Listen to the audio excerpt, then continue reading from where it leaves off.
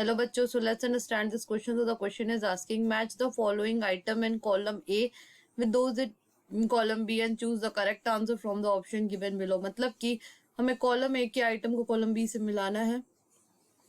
तो चलिए देखते हैं कॉलम ए में क्या क्या दिया हुआ है। तो पहला दिया है फॉर्मल सेक्टर लोन, दूसरा है इनफॉर्मल सेक्टर लोन, तीसरा है इशू ऑफ करेंसी और चौथा है प्रमोट फाइनेंशियल इंडिपेंडेंस अमंग अस रूरल वुमेन। कॉलम बी में दिया हुआ है self help groups, commercial banks, relative and friends and reserve bank of India.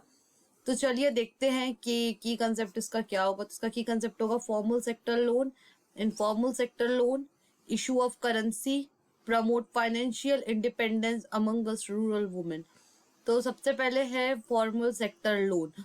तो ये जो फॉर्मल सेक्टर लोन होते हैं वो हमारा सुपरवाइज होते हैं आरबीआई द्वारा, और इनका अगर हम रेट ऑफ इंटरेस्ट कंपेयर करें इनफॉर्मल सेक्टर लोन से तो ये काफ़ी कम होता है, क्योंकि ये कॉन्स्टेंटली सुपरविजन में होते हैं आरबीआई के अंडर में। और ये किन किन लोगों को इंक्लूड करते, तो ये इंक्लूड करते commercial banks, regional rural banks etcetera. Informal sector loans की बात की जाए तो ये हमारा आरबीआई के द्वारा सुपरवाइज नहीं किए जाते हैं। इवन आरबीआई क्या, इसे कोई भी ऑर्गेनाइजेशन सुपरवाइज नहीं करती है।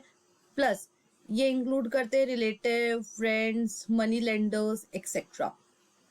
आरबीआई की बात की जाए तो आरबीआई जो है वो हमारा करेंसी को इशू करता है on the behalf of government of India. और अगर हम सेल्फ हेल्प ग्रुप की बात करें तो ये हमारा प्रमोट करता है इंडिपेंडेंस को among rural women. So what will be the correct answer?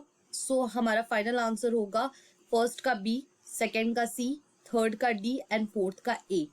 So option number A will be the correct one. So I hope this question has been clear to you. Thank you and best of luck.